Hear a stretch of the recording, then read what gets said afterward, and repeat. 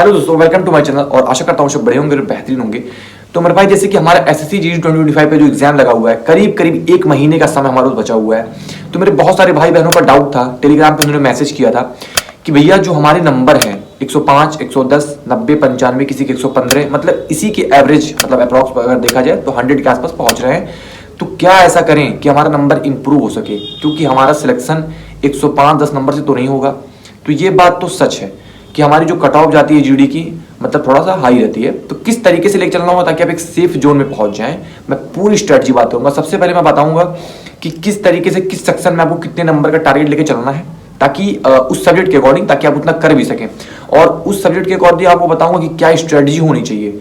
और इसके बाद बात करेंगे थोड़ा सा मॉक टेस्ट की, कि मतलब मॉक टेस्ट में आपको किस तरीके से इंप्रूवमेंट की तरफ बढ़ना है और क्या करना होगा। मॉक टेस्ट लगाने का एक प्रॉपर तरीका होता है, उस चीज को आप थोड़ा सा क्या करें, जो कि मैं खुद का एक्सपीरियंस बताऊंगा, जो मैंने किया है। और मेरे भाई आप सब जानते हैं कि मेरा यूपी पुलिस का डीबीपीएसटी लगा हुआ है, तो एक तरीके से वही चीज बताऊंगा जो जेन्युइन है, जो रियली वर्क करती है। ऐसा नहीं कि कुछ भी आके बता दिया, ऐसा कुछ नहीं है मेरे भाई। मेरा मेन पर्पस ये होता है कि मेरे भाई बहन को अगर कोई प्रॉब्लम होती है, अगर मेरे बताने से आपको हेल्प हो सकता है तो डेफिनेटली मैं करूंगा। तो भाई अब स्टार्ट करते हैं, नंबर्स की बात करते हैं। तो सबसे पहले बात करेंगे मैथ्स की। मैथ्स में आपको टारगेट करना होगा 20 क्वेश्चन में से 20 लाना होगा, मतलब आपको 100% एक्यूरेसी आप मेंटेन कर सकते हैं मैथ में।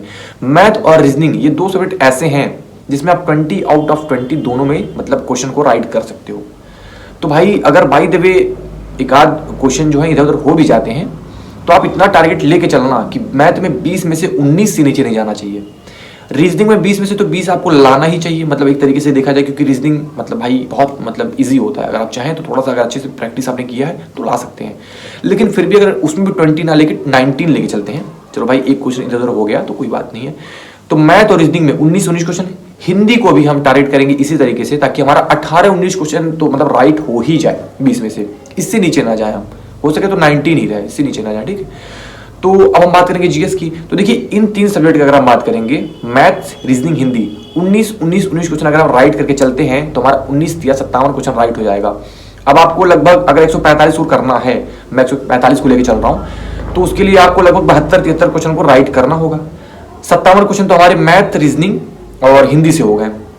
अगर हम इसमें 19 क्वेश्चन राइट करते हैं, और बहुत ईजी है, आप चाहो थोड़ा सा अगर आप मेहनत करोगे तो हो जाएगा। तो 19 या 57 क्वेश्चन हमारे यहाँ से राइट हो जाते हैं।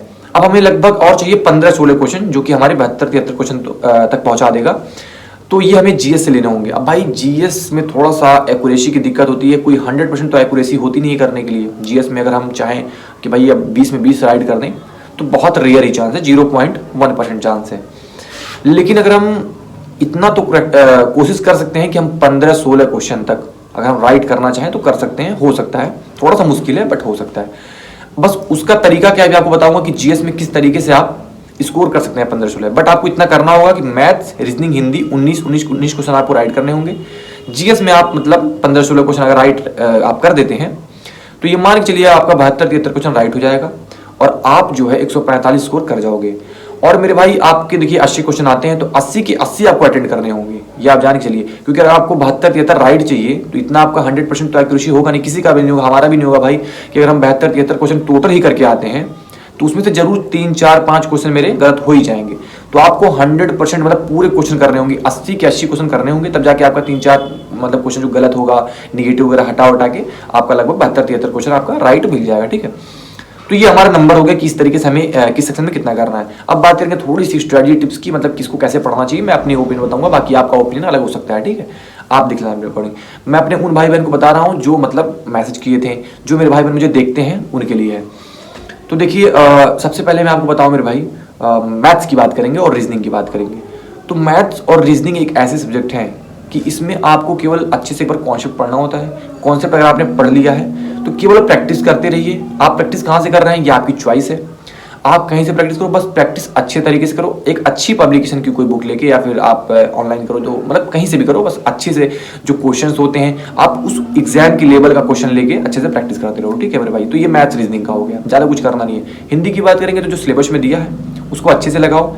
साथ में थोड़ा सा जो हम जीएस की बात कर लें, तो जीएस एक ऐसी चीज़ है कि मतलब हम क्या ही बताएं, आप सब जानते हैं कि जीएस मतलब थोड़ा सा डिफिकल्ट होता है हम लोगों के लिए।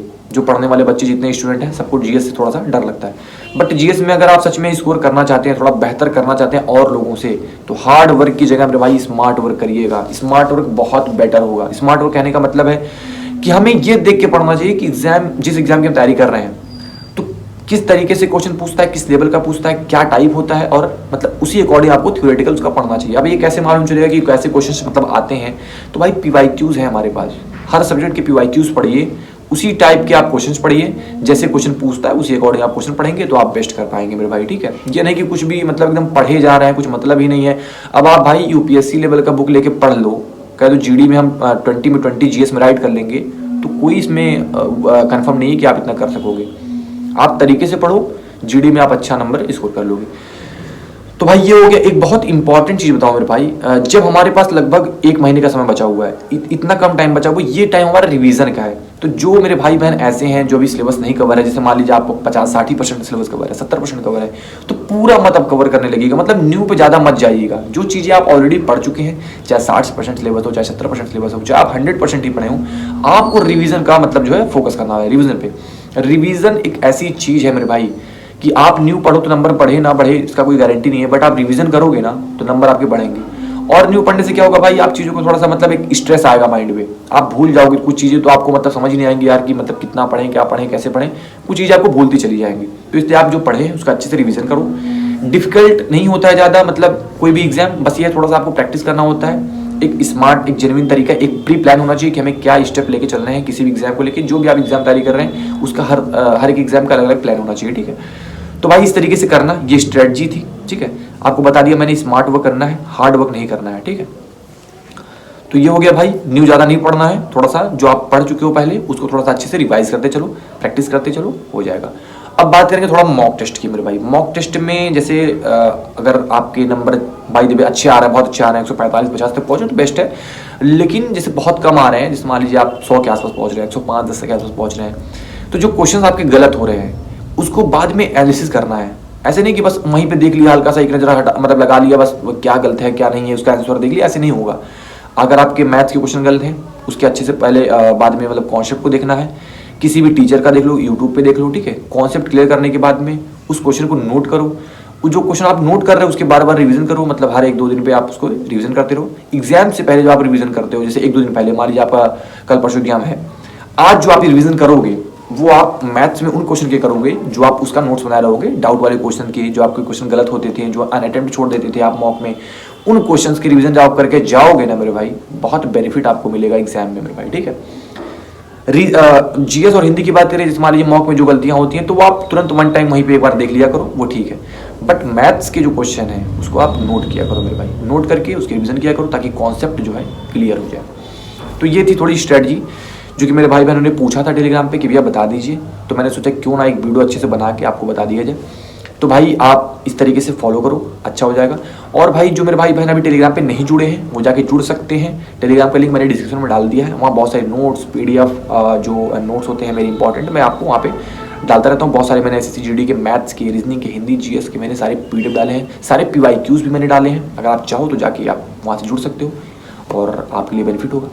तो भाई ये थी आज की वीडियो। कोई प्रॉब्लम होती है तो इस वीडियो के कमेंट सेक्शन में आप कमेंट कर देना, आपकी जो प्रॉब्लम की जो बेस्ट सॉल्यूशन होगा मेरे भाई मैं बताऊंगा, और कोशिश करूंगा कि आपकी हर सॉल्यूशन मतलब हर प्रॉब्लम का जो सॉल्यूशन हो वो अच्छे तरीके से बताऊं ताकि आप अच्छे से समझ पाए। तो भाई ये थी आज की वीडियो, और कोई प्रॉब्लम होती है तो कमेंट में बता देना। मिलते हैं नेक्स्ट वीडियो में, तब तक के लिए bye bye and take care.